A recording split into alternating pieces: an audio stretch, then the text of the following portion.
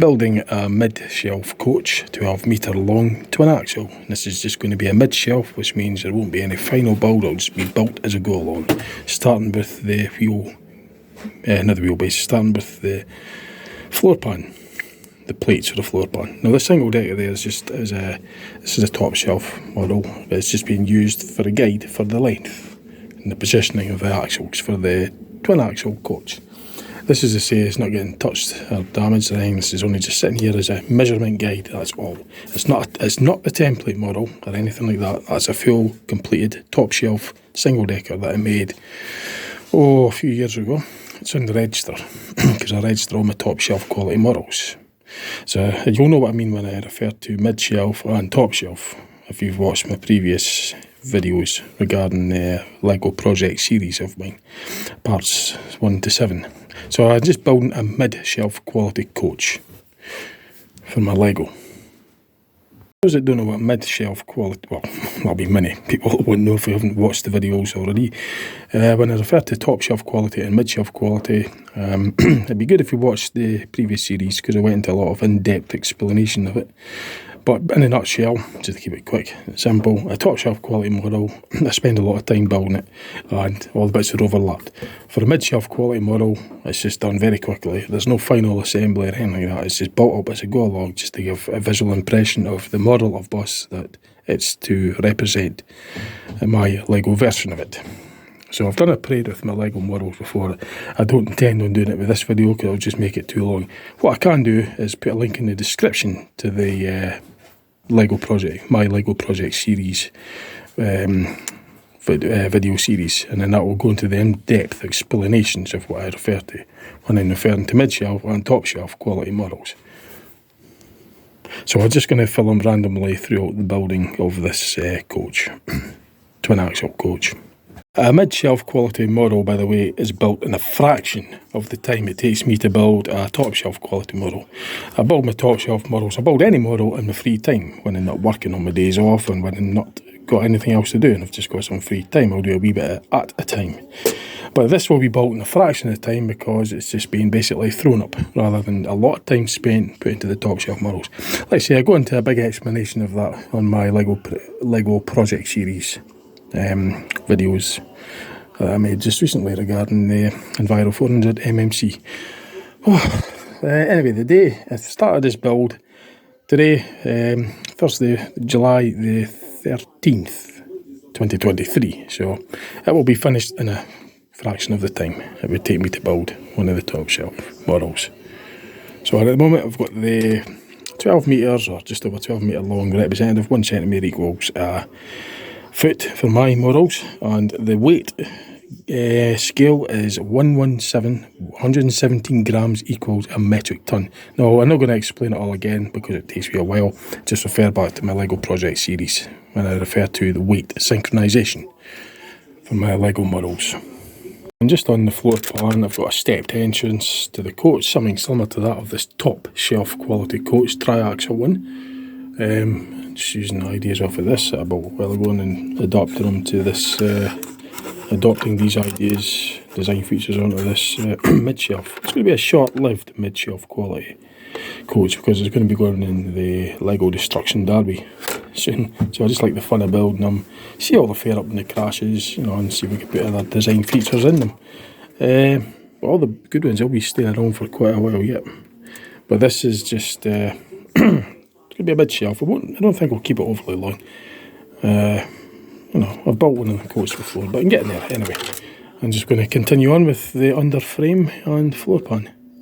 So, based on the top shelf quality coach, I'm just going to get some floor to body panel, skirting panels, the depth correct on this, because this is going to be a coach. I've got to allow for luggage compartments, and obviously being a coach, the floor is higher up in a coach than that of a single deck service bus.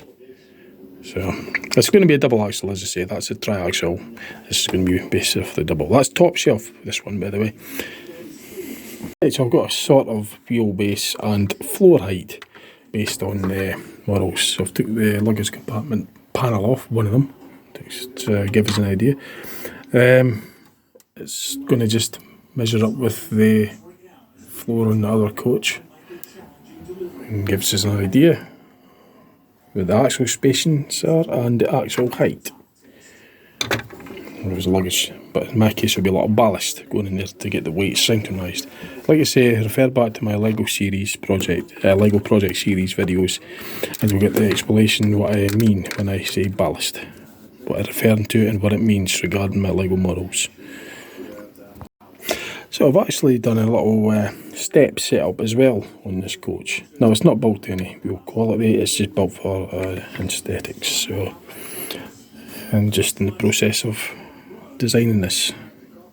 So I'm just in the process of doing a wee bit of the paneling work on it. I've got to make allowances for the emergency door at the back. I wouldn't accept this on a top shelf quality model. I wouldn't do this and then put one at the top, to lock it in. I'd have them all interlinked. Because it's mid-shelf, I could accept that. But for a top shelf, you wouldn't see that anywhere on any of my top shelf models. It's a weakness flaw, but it is just to save time and it makes it easier to build.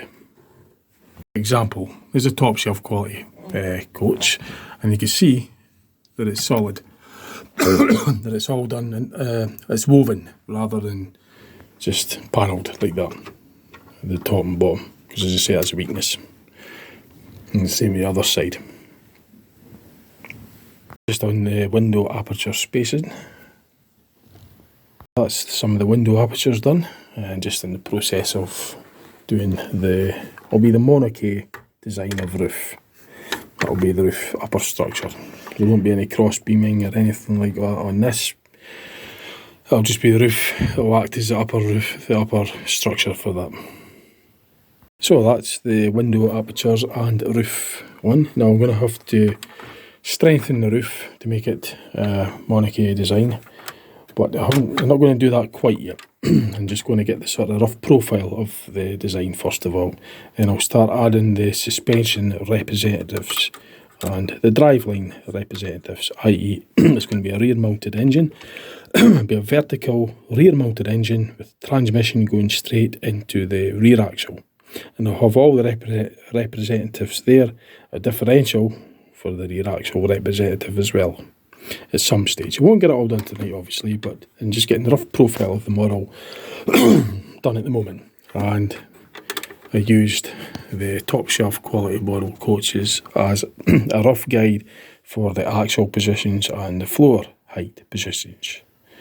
And the overall height as well as the overall length. This is obviously a longer one being a triaxle, this is a double axle, so I'll base this off the 12 metre long rigid. Was the single decker is there, single deck service bus is 12 metres. This coach will be a 12 metre long one. So I'm just going to do a wee bit of the lower panelling work as well. And then I'll continue on with the design of the ancillary components, the driveline components. But before that, I'll get some of the panelling done to get the overall profile of the model. Obviously the complications of having to add the mid-wheelbase ballast tank, or belly as I refer to it. Now as I say, all these terminologies that I use, if you want to know about it, just go back to my Lego series, my Lego project series, and I explain in depth about what I mean when I refer to that. But it's going to be complicated slightly because to incorporate a luggage space representative in the wheelbase is going to restrict the space for the ballast for the overall weight synchronization. So I'm going to have to make a compromise. Some of it will be like this, for instance, that's ballast, that's the luggage representation on the model. So it's going to be something of a similar idea to this. But this coach is going to be having an unladed weight representative of 13 tonnes. So that's 13 times 117 grams is what this model is going to have to weigh. Because 117 grams is going to equal a metric tonne for the weight synchronization. So anyway, let's get on with the design. Just working on the ballast tank. I've got the ballast tank there sealed. And I've got a luggage representative which is sealed up from the rest of the driveline, that it will be. The suspension component representatives will go at the either side of the ballast tanks and the luggage compartment for the front one. So I'm just still doing the building process for the lower panelling to give the overall profile look of the of the actual coach. It's just the luggage compartment floor that I'm just adding in at the moment. That's ballast, which will obviously get filled with coins. The luggage compartment represents the floor and just in the process of building in within the wheelbase. It's going to be a 4 wide representative, but on the real coach it's obviously going to be quite a lot wider, but in this you just have to imagine that that'll be luggage, whereas it's actually going to be ballast. This will be the openings, just like this on this, where it comes off. Like on the more outside model, but it will only be, actually I won't do it now because camera, isn't it? There we go. That would come off just like that, but it's just going to look like that anyway, but you know, 4 wide. I could get more representatives on this one, up to 12 wide because it's a longer coach and the ballast is here. 16.5 tonne, that's to represent. This will be this will be 13 tonnes. 13 metric tonnes. 1,000 kilograms equals a metric tonne. My models, as I keep saying, 117 grams will represent a metric tonne. So that just shows that the ballast tanks are sealed. The luggage compartment is sealed as well from the front half where the overhang is. Just behind the front axle is sealed. You can see that from there, where the suspension components will be going. There's representatives for it anyway. So luggage compartment, representative luggage door opener that would open like that. I've designed it so it comes off easier. That would be the luggage compartment representative. So lower panel flush now. Once you get this on here, it's flush with the wheelbase representative, ballast, luggage and ballast. There will be some structural bits going there to give it a bit more strength, and hopefully there'll be enough room for me to put a bit of external strapping on there. I'm not sure if I've left enough for that. Hope I have. I think I probably have, judging by that. When I mean external strapping for the lower ballast tank, that's what I mean. So it's sealed, gives it a bit of structure, because the coins will be in there, and there will be an internal support in there as well, so it's got a good fit and obviously quite a bit to hold it on, because the coins will be pushing down on there. It's going to be filled with coins to get the weight synchronised. Use these panels to seal up the rest of it. So that's the external strap that I was talking about for supporting the lower ballast tank panels. That's the luggage compartment floor. It's been reinforced a little bit with them there as well. Let's see, it will represent. That would come off in a 4 in a clean cut. A clean 4 panel, you know, come off in a 4 in a row like that, but it's just that it's a wee bit tighter in there, so it comes off in 3, but it's easy enough. It's not held on with anything, so it's a lid. It's meant to open quite easily. So that's the idea. Right side up, and still in the process of doing a lot with it at the moment. Still got the rear panels to do. Suspension, but I've not done any mechanical units yet. I'm just getting the overall profile. Still in the works of getting the overall profile done. That's the external body profile panels done. I haven't got any front paneling done as such. There's still work to be done on the front, especially the lower bit where I've got to add lights, registration, grille, airflow for the demisters. The engine's going to be at the rear, so obviously there's going to be rear lights representative and a boot lid or a bonnet lid for the engine, or engine cover representative. I haven't got to that point yet. It's just external paneling that I have done to give the overall profile, and there's obviously a lot of still work to do, like wing mirrors and everything, door representatives, all that, and obviously the internal seats, and then the paneling instrument panels as well for the driver cab. Now the next stage I was going to do was the roof, to get that monocoque design. So it's going to be sort of self-structured. The roof will be a rigid, more of a rigid structure, so that it gives the upper body some sort of strength, because at the moment it's very fragile. There's nothing there. There's no cross beaming on this yet, but I'll make it interlaced within the roof paneling. Then I've obviously got to have the roof light representatives on the roof, luggage compartment representatives as well, and the overhead lighting also, air conditioning, and possibly even a TV representative as well, if I want to make it slightly luxurious. For as far as a toilet's concerned, some the coaches have toilets on them. I don't know if I'm going to put one on this one. This might just be used as a sort of county coach, so it doesn't really go a long distance like the big main coaches that have toilets and refreshments. This might just be sort of more of a between counties, maybe on it for an hour and a half, rather than could be up to about 13 hours on a coach if it goes interstate or cross country. You know, right from, for example, Dundee to London could take hours, 12 hours perhaps. So, as I say, I'll keep this more kind of local. In other words, I won't have a toilet. We have more seats and more basic. Right, let's get on with it. Next part of the project is to do the upper roof, the roof Monarchy design. Monarchy, or unitary structure, means it's self-structured, like that of a car body panels on a pressed steel car, mass-produced. The bodywork acts as the chassis and the main structure, whereas older cars and certain other cars are built with a separate chassis and bodywork's built onto it by a coach builder, separate individual parts, like the bus chassis and bodywork. Well, when the Monarchy sort of structure that I'm doing is in making this solid structure, so it's rigid, gives us support. Whereas on this, if I remember right, it's got cross beams, so you're going to cross at the pillars between that and the inner panel representatives on here. And not on this one. There's enough pillars here, window arches, to give us good support. That was the Monarchy and add structures going across, being the top shelf. Otherwise it'd be very flimsy, it would sag, but this does not sag, it's very solid. It's very structurally sound. So I've got to get the inner paneling on there and some overhead stowage compartments, etc, etc. So let's get on with that.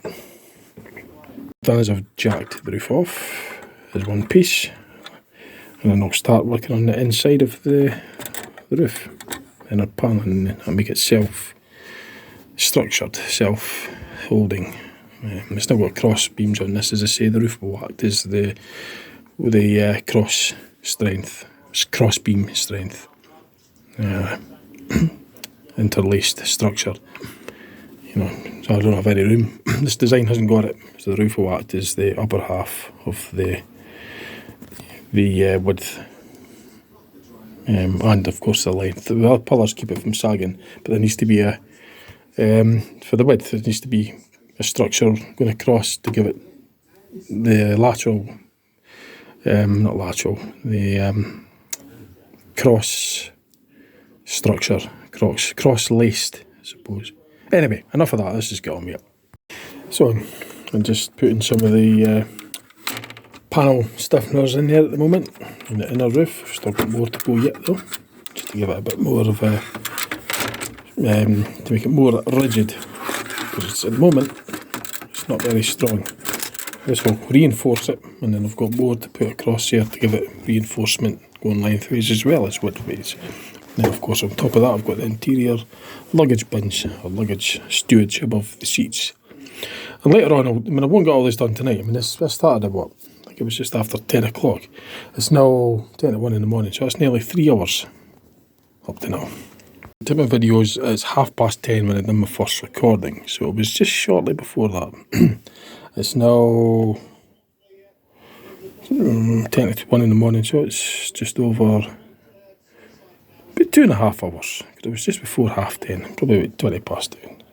So yeah, 2.5 hours and I've only got this far. Still a lot to go. And this is just a mid shelf. Top shelves could take weeks over the, doing a wee bit at a time. I did do a log on just how many hours done on one of my top shelves. It was a single decker, I think. I'll have to look that out. Maybe I'll do that later and I'll let you know. But it took hours, if you add all the hours up. A mid shelf could take hours just because it's quite a big model, a lot to build. For a coach anyway. For a car, obviously, something smaller, won't take quite as long, but just depends on how I'm going to, the Lego availability, the parts availability. I tend to use these parts because they've been used in the destruction derbies, Lego destruction derbies, Lego model destruction derbies, so I tend to keep them for the short-lived mid-shelf models, which are just going to go in the destruction derby anyway. So, but these, as I say, models can last up to years. If you look back on my series, I'll explain all that. Right, let's get on with this. So that's some more inner plating put in there to give it more of a structural strength. So now we'll get the overhead stowage bins put in, which will also add to the overall structure of it. What I've done is I've just sort of temporarily sat the roof on there at the moment, just to give us an idea as to how deep they should have the overhead stowage. So I've just sort of, to give us an idea as to how deep they should have them.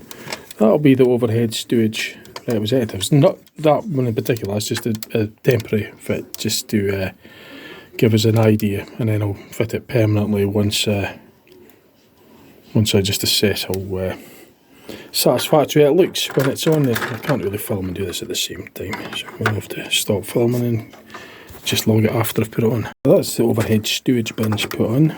Now where the joins are, if it was top shelf, it would be connected up to the rest. I'd be putting blocks or something in there to make it solid, so it's all joined one piece. But being a mid shelf, I've just put the panels on as they are.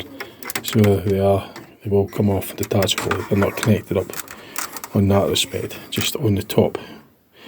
And as these bits are just open, like so, it could come off like that. Because top shelf, that wouldn't be acceptable. I'd have to have something there to lock it in, and maybe even a lacing or something on the inside, so it doesn't, foul with the look of it.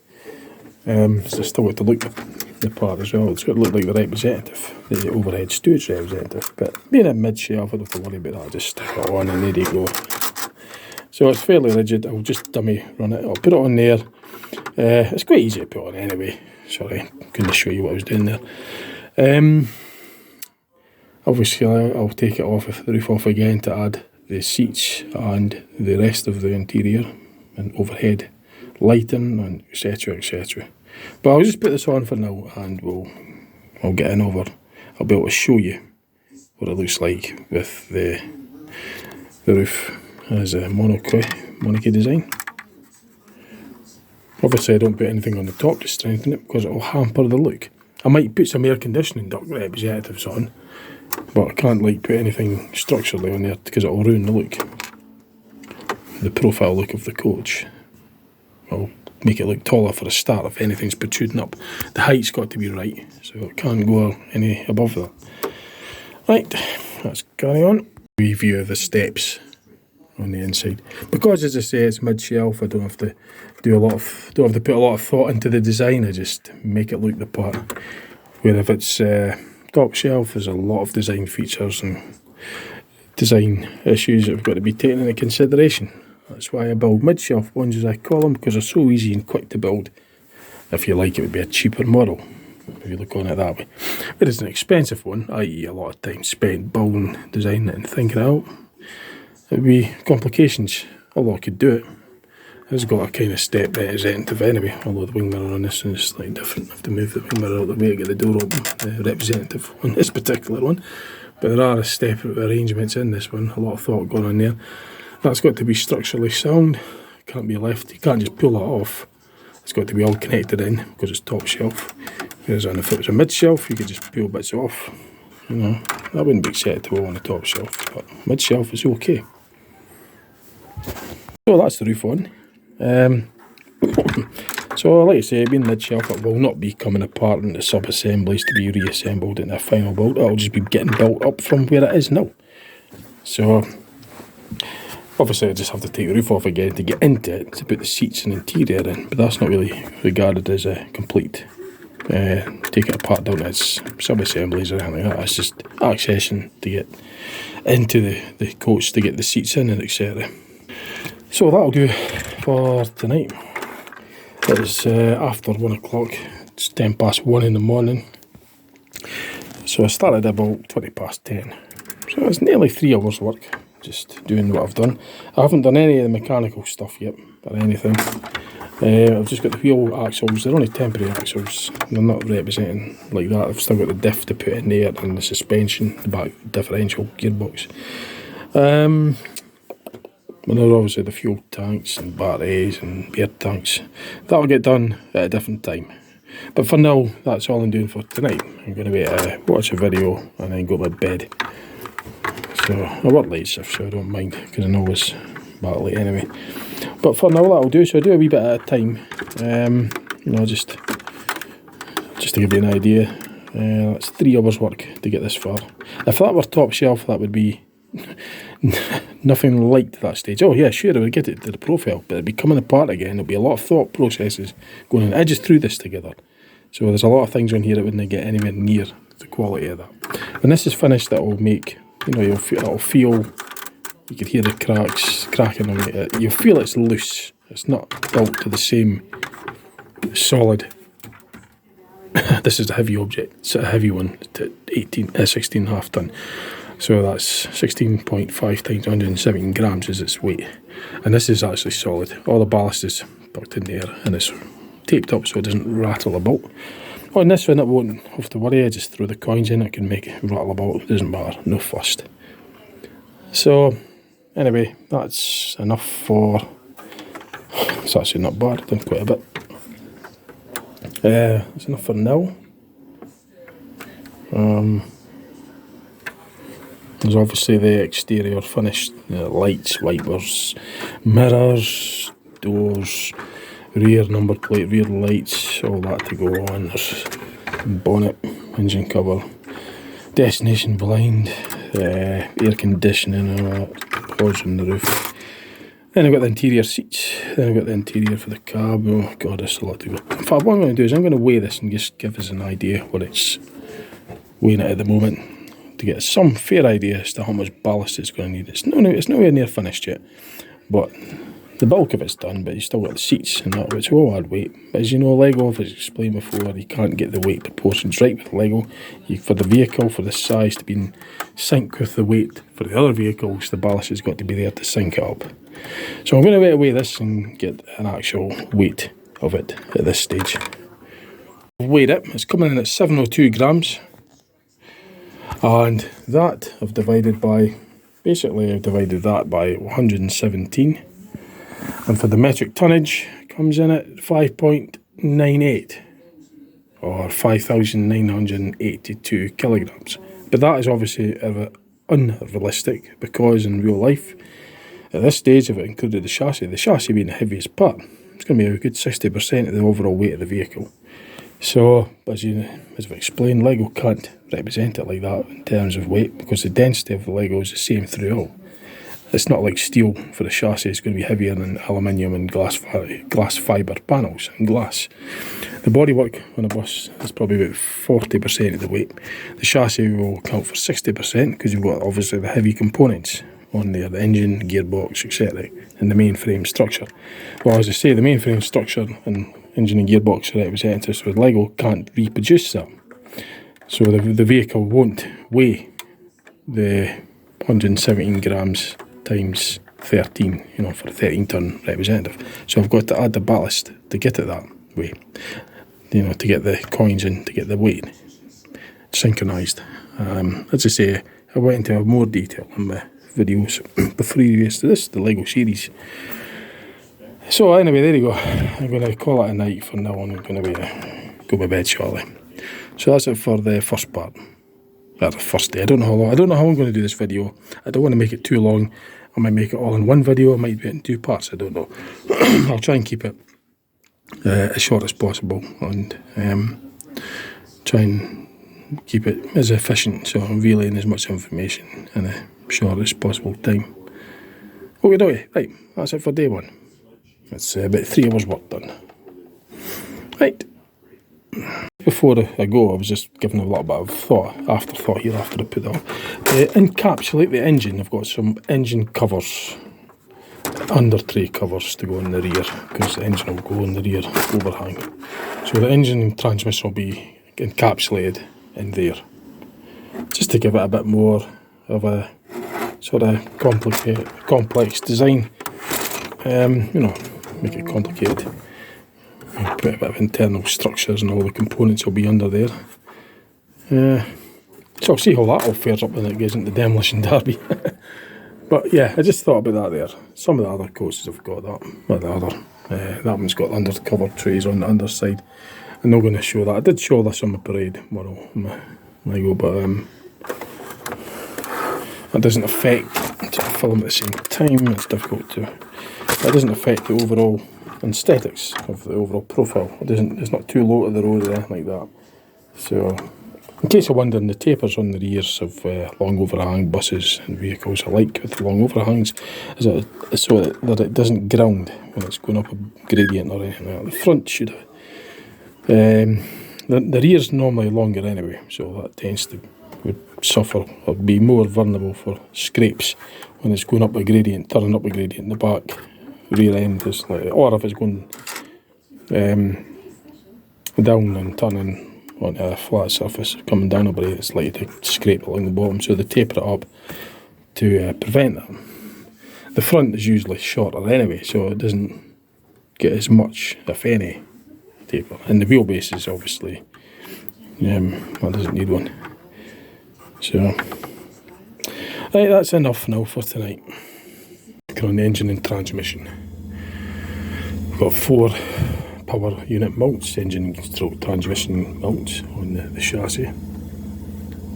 And I've got the prop shaft representative going into the rear diff representative. I've just got to add the suspension components to it.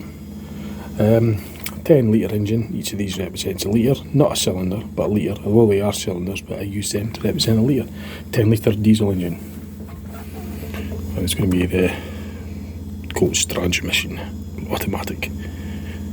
So we're going to start filling in the auxiliary components and transmission and suspension components. The rear mounted engine and the rear overhang vertically as well. Vertically mounted inline.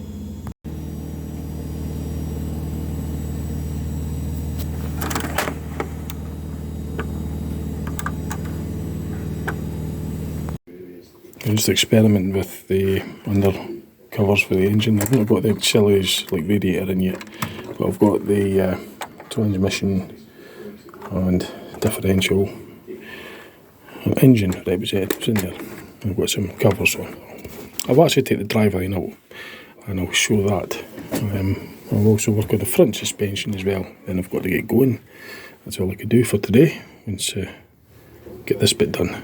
In the process of working on the front axle assembly. Front axle suspension assembly, steering gear, brake lines and all the representatives. So basically suspension, front axle suspension and steering gear. Those being the representatives for it. The Lego representatives.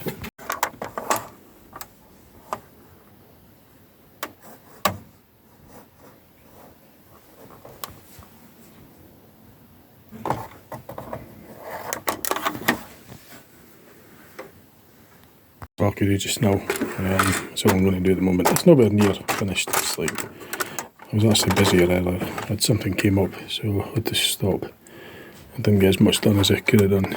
But something came up, so that's why I'm going a wee bit today. But that'll do for now anyway. I wasn't really clocking that much hours on this. So I've done driveline, engine, transmission, rear axle suspension, front axle suspension. I haven't done any fuel tanks or batteries or anything like that yet, or any air tanks or auxiliaries. Still got to do that. The panel in there is just empty at the moment. I was going to show you the driveline. I can maybe quickly show you that. Move the engine, transmission and rear axle driveline. There's like the 4 mountings there and the axle mountings. This is it with the axle driveline assembly removed. Engine, transmission and rear axle suspension system and axle. It's quite solid. The underside, it's a bit difficult to show because the camera, that just goes into there basically to represent the prop shaft. I'll show you the engine if it's off at the moment. Engine on the right, sump there, transmission coolers, transmission representative, more of a performance transmission because it's a coach for long distance. It'll be more upgraded, rated for power, rated power engine. Transmission will be upgraded, back axle stabilisers, suspension stabilisers, all that will be upgraded from the coach doing motorway speeds, whereas the service bus won't. It tends to just reach 50 mile an hour, whereas coaches could go up to 70. Another view version of it as well. Something like that. alternators, starting motor representatives and all that sort of stuff. So I'm just going to put this back on very quickly, then I'm going to have to end the video for just now, for today. So that's it back in situ. Quite easy because it's just, there isn't any auxiliaries like radiators or exhausts or air induction systems added onto this yet. There's no, the representatives for those aren't added yet. This is just, yeah, I haven't got around to doing that yet. I probably could have done a lot more earlier, but something came up, so I wasn't able to do as much as I wanted to do this morning. I probably won't get much done. I won't get anything done tonight when I finish, but I might get a very little done tomorrow because I've got stuff to do this weekend, in fact. So it's just when I get a chance, when I get around to it. So maybe 3-4 hours spent on it up to now, getting this.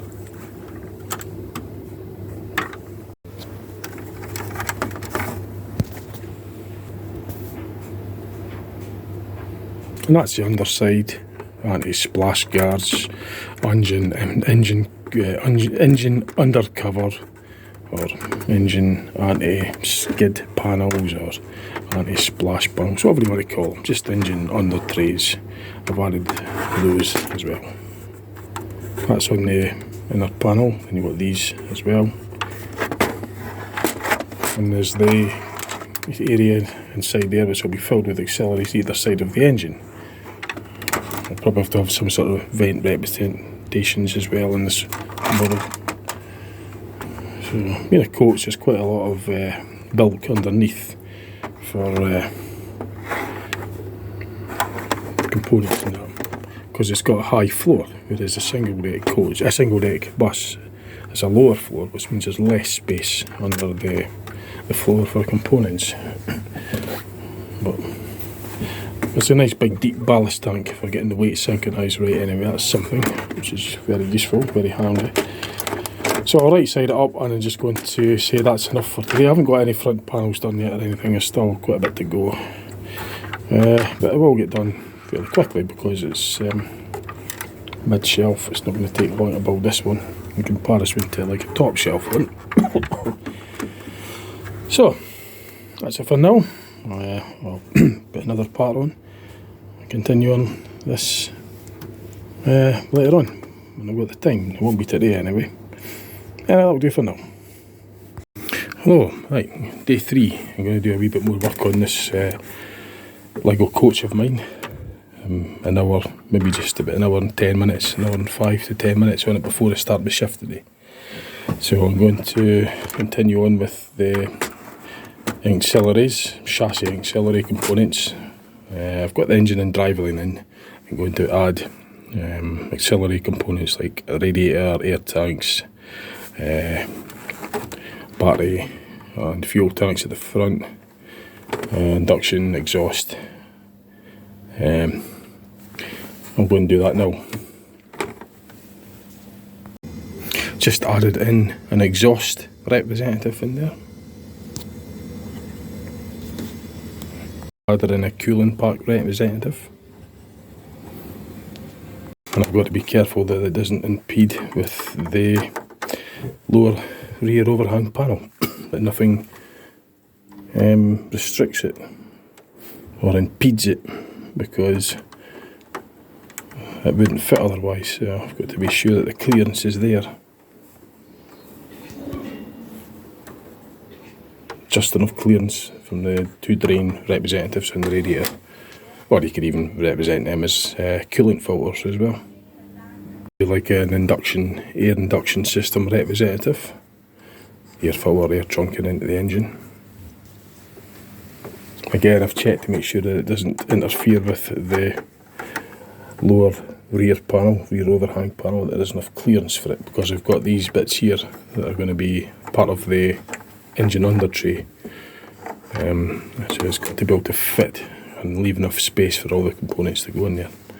So I've got to continually check to make sure they don't hamper this fitment. So I've added some auxiliaries. I've changed this a bit, put that on the air induction system, and then I've got some auxiliary components maybe like oil cooler or something, and some other like tanks, air tanks, various things like that. Some other extra radiator ducts in there for the coolant for the transmission, extra coolant, extra oil coolers for that. Big primary radiator plus intercooler and anything else, like condensers for air conditioning. So I've got a few representatives, Driveline auxiliary representatives added into the model. So I'll just work on the front bit now. I'll get the fuel tanks and batteries and a few other things like air tanks, steering boxes and things like that in the front overhang.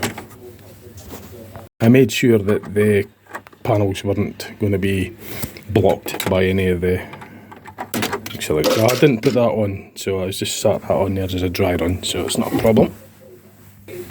But it's true enough, if there's ever a time it's going to take the piss, it's always going to be done when it's on the camera. But anyway, no, I didn't. I just sat that there temporarily just to see that it's clear of all obstructions. So it is, so I'll fit it on properly and then I'll work on the front bit. Oh, I incorporated a vent representative on the rear overhang lower panel as well. Now that would probably just sit in line with this, I suppose, oil cooler representative. The induction vent will be on the rear panel. I'll get another one of these vents fitted on the corresponding panel for the cooling pack radiator representatives. That's the other one done, for the other vent done. Then I'll move on to the front bits I was going to do. The front fuel tank and batteries and any other front overhang auxiliary representatives. Air tank, steering box, transponder, door opening mechanisms, any additional suspension component, brakes, things like that. Just anything to make it a bit more sort of complex, to make it represent the components of the driveline for the chassis. I've got the fuel tank representatives, the double fuel tank being a coach long distance, and the big heavy duty batteries representatives as well. For the other models I would represent them with smaller versions, but because it's a bigger, higher spec model, with it being a coach for long distance, higher duty, longer range for, you know, bigger fuel tanks, double them up, probably 500 litres or something. Might represent them as 400 or 500 litres, 200 litres each, or 250 litres each. Big heavy duty batteries, you know, for long distance, so if you're parked out miles away, you don't have to worry about getting jump leads to get you started again. So that's the representatives for there. Maybe put in this little, you know, representative there for something, and maybe cram something in. I think that's pretty much it. It's still fixed to the chassis frame. It's not fixed to the floor pan because I've got the flats on the bottom to them, so they won't actually connect. Flats meaning the flush tops for the Lego component, like for example that won't connect onto anything. So it's just there resting against it on the underside there. The flush on the underside, and on the underside of there it's the red one. It's blended in with the floor pan, but it isn't. It's the colours blended in, but it is flush and it's not fixed there. The rule is that I have all my components fixed to the chassis frame, every one of them, and not onto the bodywork on all my models. Any Driveline components, that is. So that's the front overhang bit done. At the rear, I've got the covers back on. I've made it quite complex. I'll get the rear panels and front panels done later. So this is just about it, because I've got to go to work soon. So it's day 3. I'll maybe just put them back on and call it a day at that, or a morning, because I'm due on shortly. That's going to do for today. It's midday and I'm due to drive my bus at the back of one, so I've got to get heading down. So as I say, I haven't got the front panels done or anything. I've still got quite a bit to go. But being a mid-shelf, I don't need to disassemble it and sub-assemble components to reassemble it for refining. It just gets built up as it is. So when it comes time to put the seats in, I'll just take the roof assembly off, put the seats in, and then just put the roof back on. I won't disassemble everything like I did with top shelves, for example. It'll just be built as it is. It doesn't need to be to the same quality as a top shelf. It's just to represent the model. It's typical double axle 13 ton unladed weight coach. 117 grams equals a metric ton. So it has to weigh with the ballast and everything to tune it to 117 times 13. 117 grams times 13 is what this has actually got to weigh, so that the weight's in synchronisation with the rest of the models. Like I say, go back to my LEGO project series. I explained it very clearly on there, much clearer than I am now, about the weight synchronisation, etc. if you're interested. Right, that'll do it for today. For the time scale, that was about an hour. I started about 5 to 11, it's now 5 past 12. So about an hour and 10 minutes is spent on there. So it's back at 12 in the afternoon, it's time to go to work. So yeah, I clocked in about an hour's worth of work doing what I did there. And this is just mid-shelf quality. These top shelf qualities could take hours and hours and hours over a long period of days and weeks. Just, you know, doing a bit at a time. Anyway, that's it for today. Right, so it's day 3 or 4, whatever it is, I've lost track, 4 or something. Well, anyway, I've got about half an hour before I start my shift, so I'll be doing my first half of my shift, then I'm coming back here because I've got a longer break, so I'll do a little bit more on my break. So it'll be like 2 parts to this day. I've got a wee list here of things to put into it. I think what I'm going to do actually for this first bit, this half hour, I'm going to spare half hour spare time available to do Lego building. I'm going to add some kind of demister, windscreen demister, stroke condensers, I suppose, in some aspects for the air conditioning. Probably just the heater matrix radiator representatives in the form of one of these, or the smaller, shallower ones if you could find them. It's just time permitting. As long as you get something tucked in there and behind the front panel, I'll get a wee bit of the front panelling done for the lights as well. So that's what I'm going to do just now. I'm going to make a start anyway. As I say, I've got time. I've got a couple of hours on my break, so I've got enough time to get back here to do maybe another hour or so before I start my second half, and I'll just do some more work on it.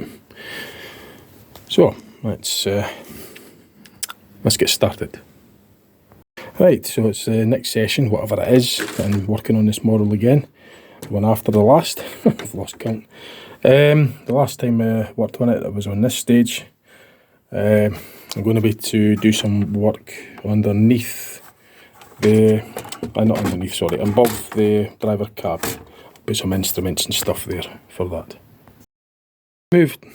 I've removed the roof for ease of assembling the other components. So I have to remove it again anyway to put the seating in and the seat runners and seat brackets. But this just gives me a bit more access. I really should have done this earlier, but it would have made it easier for me to take the roof off in the first place earlier on when I was doing this. But I managed it. But I definitely had to take it off to get into these areas here, just to reinforce the overhead luggage. That could be doubled up as a kind of, I don't know, first aid or something like that. First aid box, that kind of area. Separate area for the driver's stuff. The overhead stowage shelves. And the rest will be the passenger ones. And it's sealed off at the back as well. So I've put the roof back on again. I do put the roof and keep the roof on when I'm doing the designing, so that I know what it looks like while I'm designing it. Keep everything, the aesthetics of it. So I know what it looks like while I'm designing it. Because it's hard to imagine when the roof's off. So I'll just put it back on and start designing things rather. But then, as I say, once the roof's on for the last time, it remains on. It doesn't come apart in sub-assemblies to be reassembled like I do with the top shelf models. It will just be left as it was. Once the roof goes back on for the final time, i.e. once the seats are in and all the overhead stewage lights and ventilation stuff and air ducting and air conditioning, whatever else I add in to represent. Once it's on and closed up, that's it. It's built. That's how I do mid-shelves. It's just for time. It's actually easier building a mid-shelf model because I could just put bits on anyway to make it look different, or to make it, so it suits the look. I enjoy it. I enjoy the look of something. You never ever lift the roof up, by the way, with a model, because it'll just come right off. I always do it that way. But with the top shelf, I'd have to go and redesign everything to fit the modification. That's the top shelf, a single decker. These are both mid-shelf twins. In fact, there's 3 production ones, identical. Again, look on my channel, the Lego Project series goes into far more depth. This video is just centred on the build of this coach. The other thing I might add regarding building my models here, when I make them quite complex and fit all these complex representative components here underneath, inside and all around it, is that when it comes to destruction day, i.e. the demolition derby, the banger racing, my reenactments of it using my makeshift banger race arena, I like to see how all these bits fare up in the impacts. You know, how they all crash up, get all destroyed and broken, just to see how it performs in the crash. See what bits survive, what bits don't. As I say, you'll see all that in the Lego Project series, particularly episode 7 regarding the destruction derbies that I do with the old models that I'm finished with.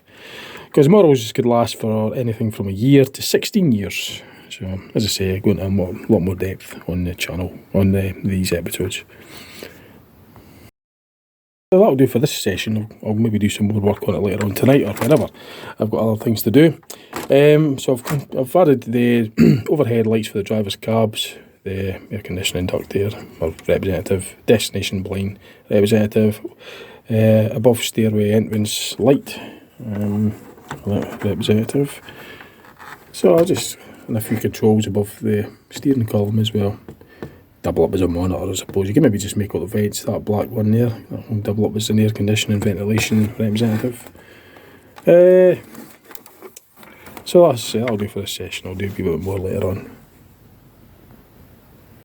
So I've done a wee bit of work on the front here for the front panels. I've just tidied up didn't get it symmetrical, and I've put some highlights or overhead lighting for additional light. That's the brackets, the lights will still be put on there. I'll put some lighting in there and possibly some vents for the air to come in to go through the heater matrix.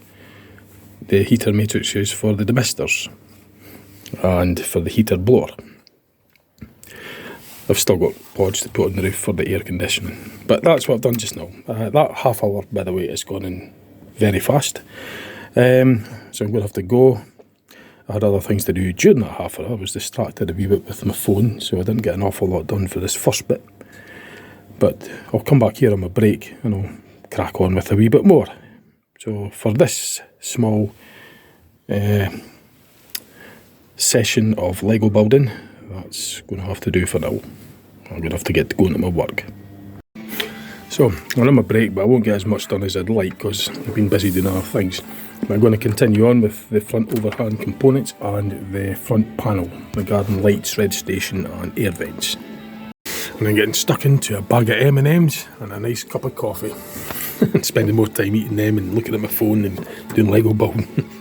Then due back on again at 7:05, so I've got, it takes you half an hour to get down. So I've got a wee bit of time. Still got to get my tea, but I can't really get motivated as well as I'd like. But I'll just do what I can.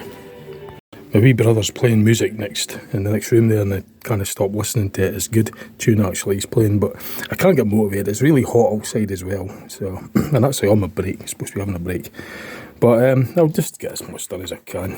That's really all I could do. So it's really warm outside. It's quite warm in here as well. So I'm forcing myself just to get motivated, so I could start concentrating on what I'm doing with this.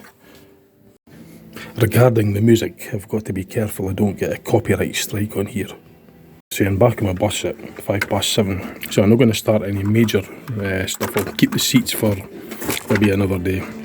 I'll just do some light work on the front.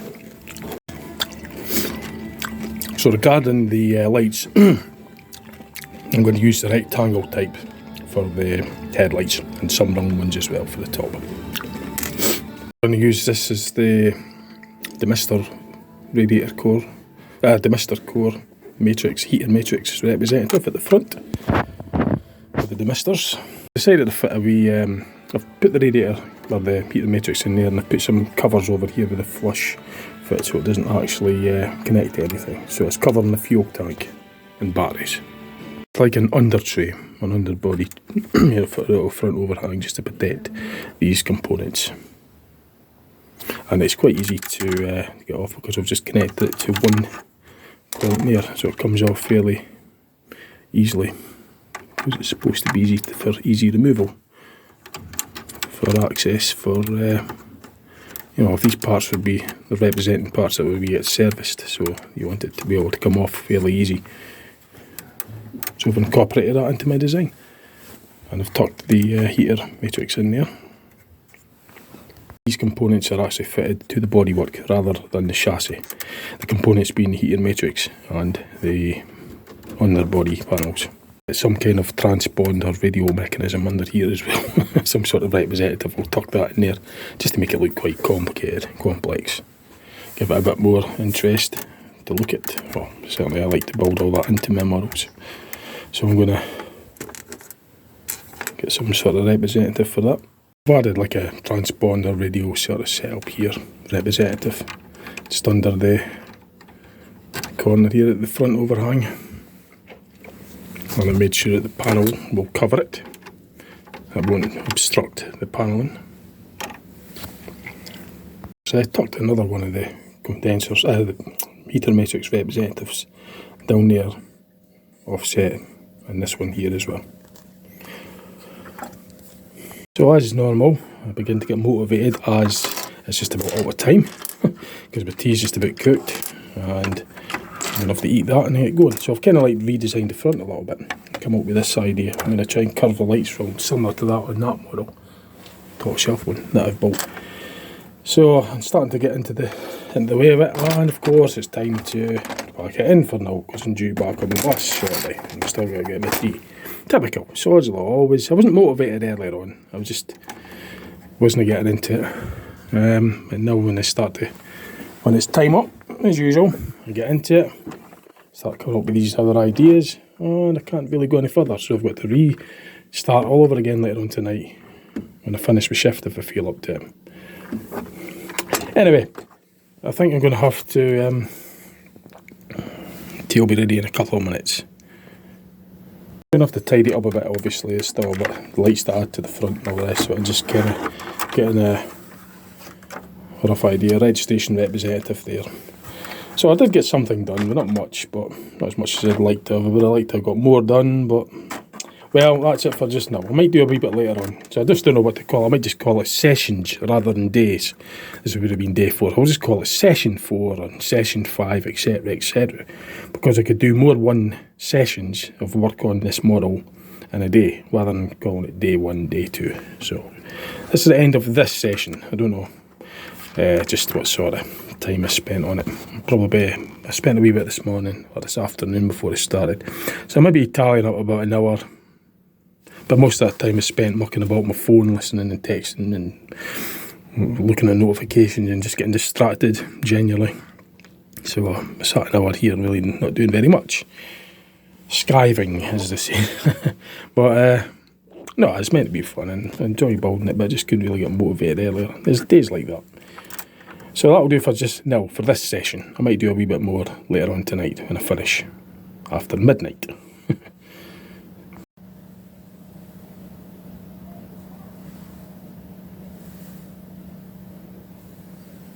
So I've got about 5 minutes, I've had my tea, I've got about 5 minutes before I go. I've added some light representatives. So no, I've got plenty of lights on it. So now I've got to add the wing mirrors, or well not wing, side mirror representatives. That won't be getting done now because I'm going to wait to do my second half of my shift. So if I'm doing any more work on it, it'll be done after my shift tonight. So that'll do for this session. So I finished my shift. It's 25 to 1 in the morning. I'm not going to do too much. I'll maybe do a wee bit of work on the rear half, the lights and that. Yeah, I want to get my bed sort of about half to it. I don't want to be going too late. Got fairly early-ish tomorrow. Birthday tomorrow, so I'm going to treat myself to the Lego exhibition at the Ferry lifeboat station.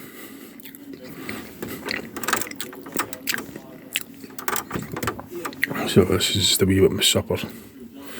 Oat cakes with butter. I'm forgetting what this video is about. Good grief. Let's focus on Lego. Yes, and 48 tomorrow. And then still play with Lego. To make it sound fancy. I build and design models with Lego. Try to make that sound good. Right, and forgetting, I'm way off of continuity with this video. It's a garden to build, so I'll try and keep it focused on this. Fitted a wing mirror, no, side mirror with the wiper representative. It'll be heated, slightly thicker than the other ones, for example, on there where it's just a single. I suppose it would be represented as a cheaper wing mirror, I guess. Whereas the coach will be a slightly thicker one with the motorised for adjusting, a mirror, a wiper to clean it, heated. As a standard service buses tend not to have that. It's just simple basic mirror, so I've just used the two flat flush for the mirror representative for the service bus, based on the Volvo B10M, Alexander PS type bodywork. So as I say, this is the coach top shelf, big mirrors, adjustable, complex looking, so similar to that on this. Doing a little bit of work on the driver instrument panel and dashboard, and just giving it a wee bit of design work. Driver seat representative. I'm going to put the driver seat in on here, slightly offset, so it's not in line with the passenger seats, it's slightly a gap between there and there, and I used this method to do that. So I've done enough for today, for this session. I'm going to have to get some overhead instruments above the driver's cab. I've got the steering column, driver seat, wing mirrors, sort of fare box, ticket machine representatives. There's still a lot of work to go yet. But that'll do it for now, because I'm tired and I'm going to be up early. Well, not early, but I'm going to get up earlier than normal. So that's it for this session. Right, so it's another session, whatever that is, session 5 or 6, or I've lost count. But anyway, it's about 25 to 1 in the morning, and I'm just going to do maybe an hour or so work on this level. I'm going to do some of the rear lights and rear bonnet. So I've added the tail lights, the high intensity brake light, rear destination line, registration representative and bonnet representative, with a slight vent under there for the air induction and exhaust. I'll also put a side destination blind on as well. The bonnet comes off like such. It's held on with one of these on that side and another one on the opposite side, and it just push fits up, and that's that. Just adding the air conditioning roof pods on. They also represent a bit, well, they will double up as a wee bit of roof strengtheners as well as the representatives for the air conditioning.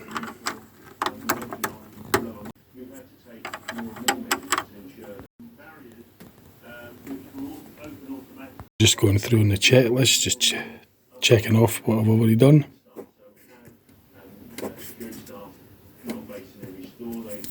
So that's what I've done so far on this list. I've still got a few things to do yet. I'm going to have a look at it and doing some of the interior seating arrangement. So I've got the roof off, opened it up. This is what the seats are going to look like. There's going to be a colour code to it. It's constructed like such. So the colours are going to be in that same manner. The orange will go in the, well, I haven't decided, it's either going to be the orange side or the blue side on the base. That will be the aisle. I think I might make well, I'll just see anyway, it doesn't really matter, I haven't decided yet, but it will be whatever way it'll be, the pattern will be consistent throughout. That's the seat ingredients all here, and that's the time that I'm concerned regarding the colour. It's for colour coding seats. Now that, I'm not bothered about how the outcome is of the colour. I don't give a damn about what the colour of the seat is, but as long as the colours are consistent, that it's colour coded for the seats throughout the coach. That's the only time that I care about the colours. That's all that's available to me. That's convenient for me at the moment anyway. That's what the colours happen to be, so therefore I'm going to make a consistency with them. The overall outcome and the colours don't mean nothing to me. As I say, it's just the consistency regarding the seats. It goes for all my Lego models. I don't really care about the colours. I've probably mentioned anyway. The colours is just what's available for me. It's the Lego parts that are relevant. The only reason I colour coded these bits is that's the easy bits to come off for the luggage compartment representatives. There's only very limited colour coding required in my models. Colour pink was selected. It wasn't selected by me. It just happened to be that there was a lot of pink in the store that I bought at the time. It's all that was available. There's quite a lot of these particular models available for me here without a search for the particular colours. So that's how it ended up being pink in this instance. As I say, I couldn't give a toss about the colours. I just put the colours on what's available to me, and the overall colour doesn't mean anything to me whatsoever. It's just what the Lego's availability. And as I say, the very limitations of the colours are for like the lights, you know, tail lights being red. And this being mid-shelf, I'm not too fussy about red components here being used for the pillars, because it's just mid-shelf. I try and avoid doing that for top shelf, but at the time of build, this would be all that was available. But throughout the increase of my collection of Lego, I've got more availability, so I could eliminate using red more and more on the top shelves. But for the mid-shelves, it's not so bothered, because it's just built for speed, to get the thing built pretty quickly in relation to how long it takes to build a top shelf model. But yeah, like I say, just to make that clear, that the colour scheme of all my models don't mean anything to me. I don't really care whatsoever about whatever colours. It's just whatever's available. Lego's the colour that it is, and that's how it is. I didn't choose the colours for the colour of Lego. That's what the way Lego is. It's always been that colour as far as I'm concerned, and as far as I've known. So I just use the parts that are available. I don't spend time building my models with the exterior livery. I don't care about that one little bit.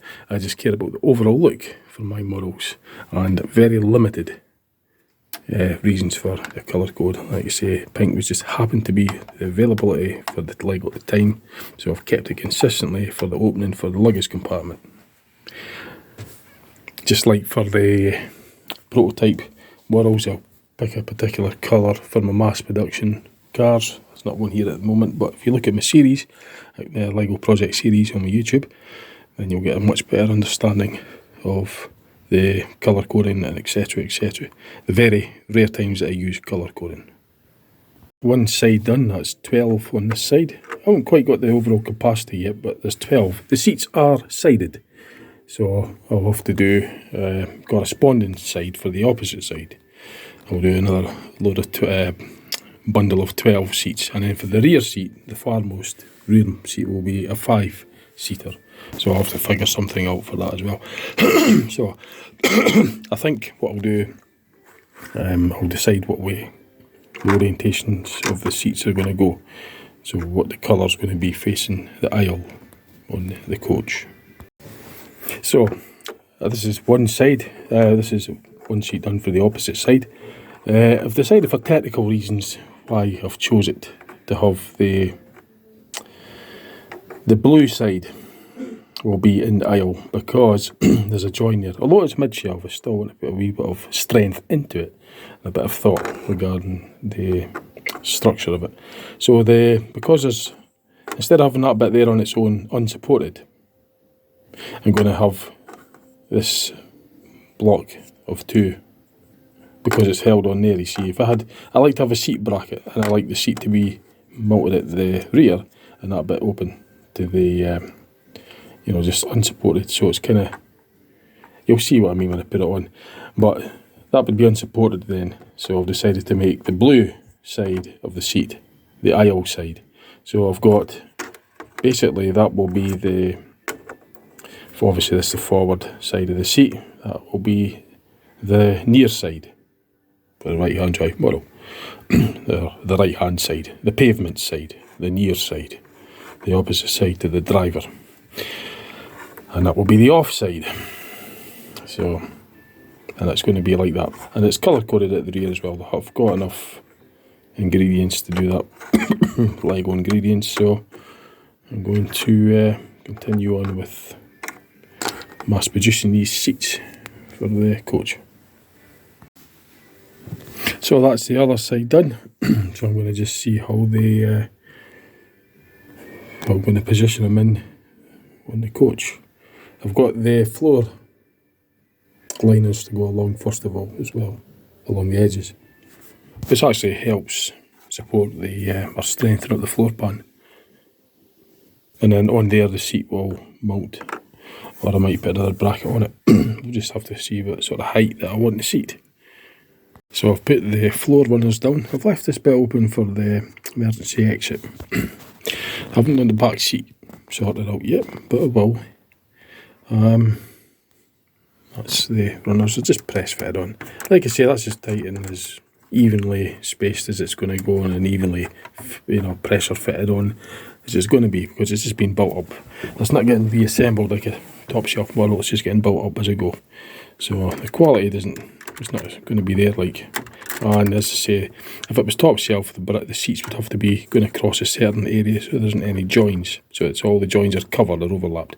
But this being a mid-shelf, don't have to bother with that.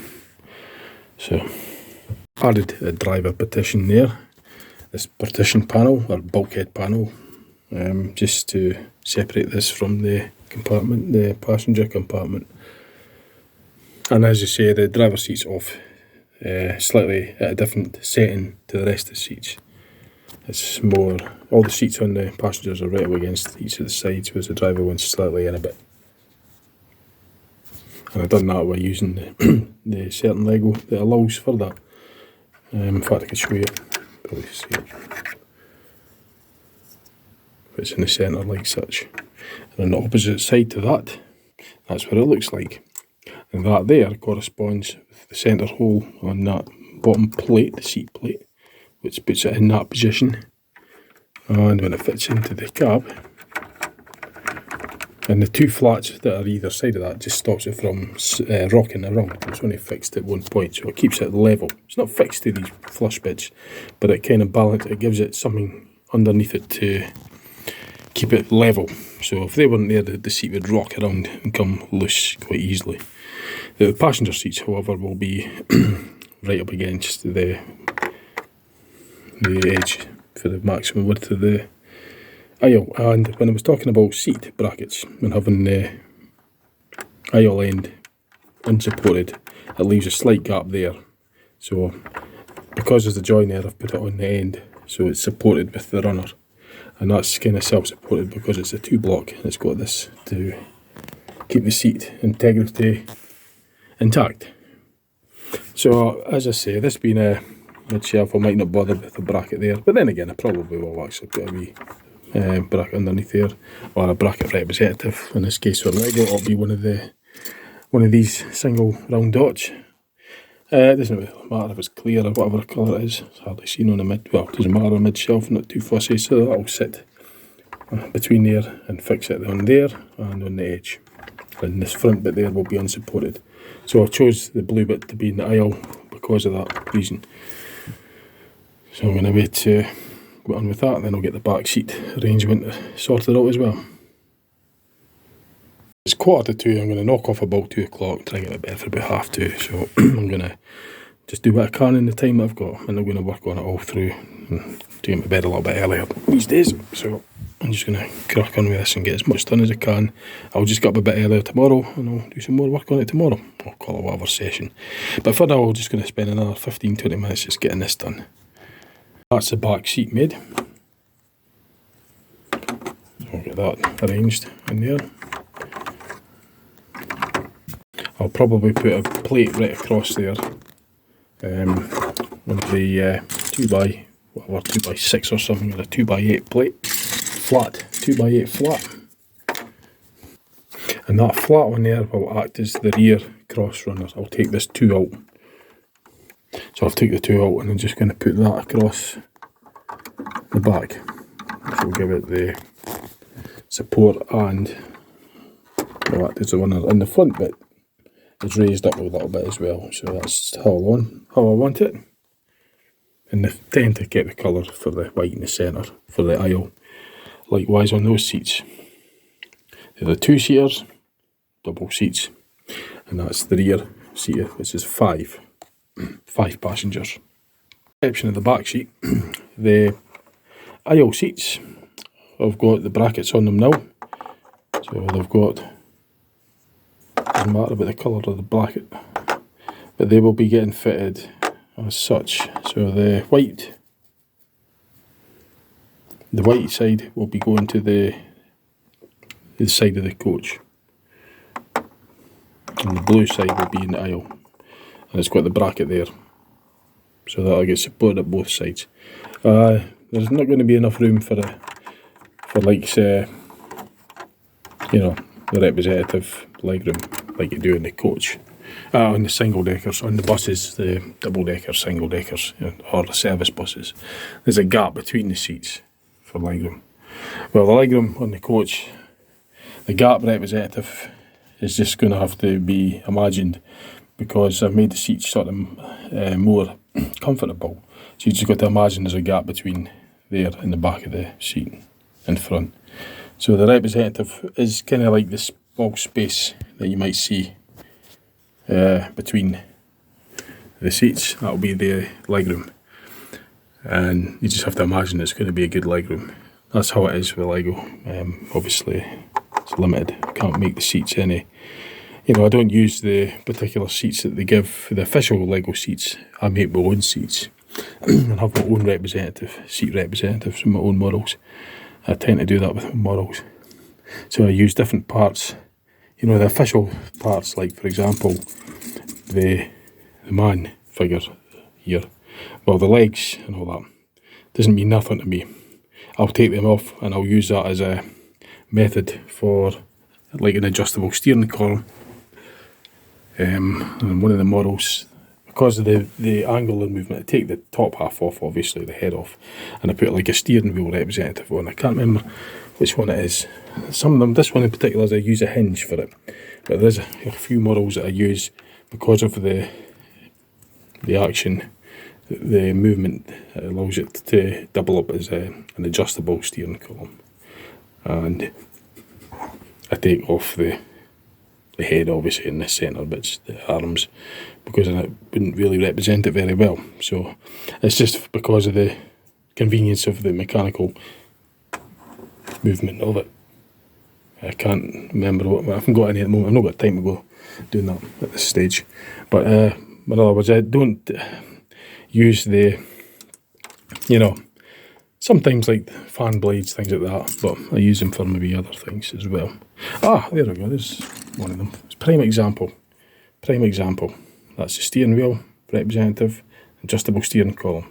So it would be fitted onto the dashboard somewhere on one of them. Probably came off one of the bangers or Pro Stocks, Lego bangers or Pro Stocks. It was in the mixed Lego, the non-recycled one, as I call it. Once it's recycled, as I say, I put them into the corresponding boxes and separate them out. But there is, I know where a certain percentage of mixture, miscellaneous Lego from the bangers that I reuse for mid-shelf and even top shelf.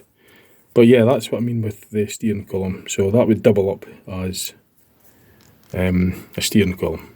I use my own. I do it my way. Instead of having to use the seats that they design, the official seats.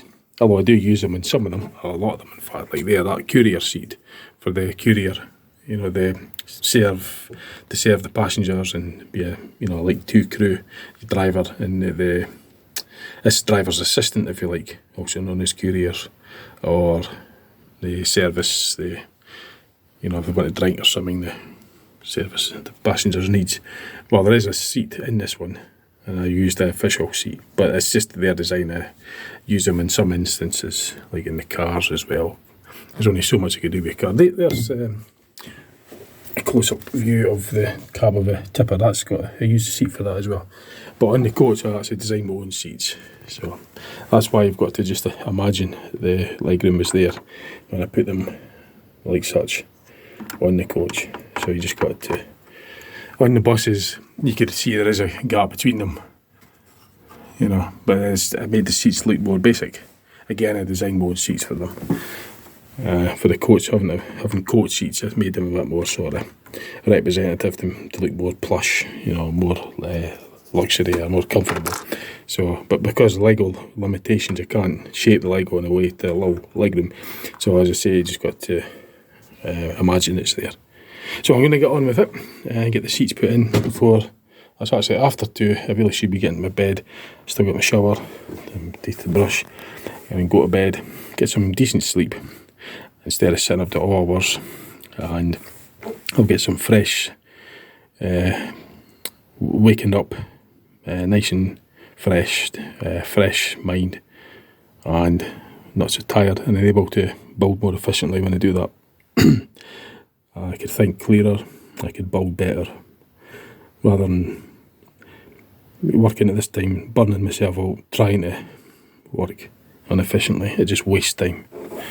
As much as I like to build, I'm just going to have to discipline myself to do that. So I'm just going to have to quickly get these seats in here to get an idea as to what's to be done next. Because I've done the seats, it's not going to take long to put them in. And then I'll just get on it. So well, it's quite easy to add these seats. We could probably just show you me doing this. It's not difficult, as you can see. It's fitted at the runner, the floor runner, and the seat bracket at this side. So it's mounted at 2 points. That leaves a sort of gap as well, so off the floor. That's why I selected the blue for the... No, like that's an example. If this was top shelf, that wouldn't be acceptable because it's on there. There's a lot of things that wouldn't be acceptable for top shelf model, but because it's mid shelf, built for quickness. And it's easier to actually make the design image looks or aesthetics with a mid shelf because it's more versatile, I think it is a word. More pliable, more versatile, because there's less. I don't have to worry about the implications of changing the design. I could change it without any hassles. It's mid shelf, so the quality, it's not such an issue. But with a top shelf, I'd have to go and redesign things and rethink it all out, and it's not always so easy. It takes a lot more time for me to do my top shelf Legos. So as I say, once you get these seats in, that's it.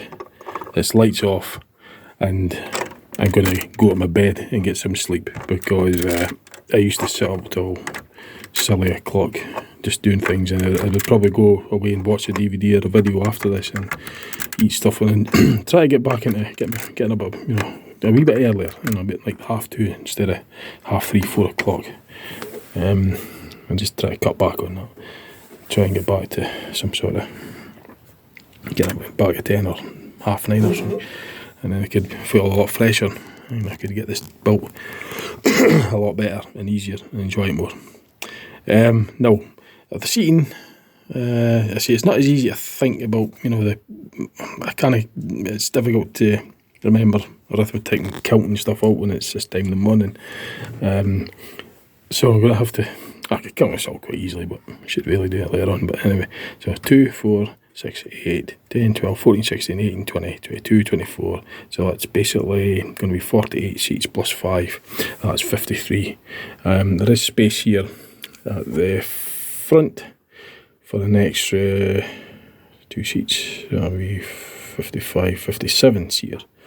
So I don't know if I want to do that. I think what I'm going to do is I'm going to give the back seat more legroom. So there's going to be ample legroom there with the imagined legroom, but the back seat's going to have even more. So I'm going to actually move these seats further forward a bit and give the back seat, and it will also enhance the emergency exit as well. So I'll move it, probably move it by a factor of, but then if I do that, it's going to make it like too much of a gap.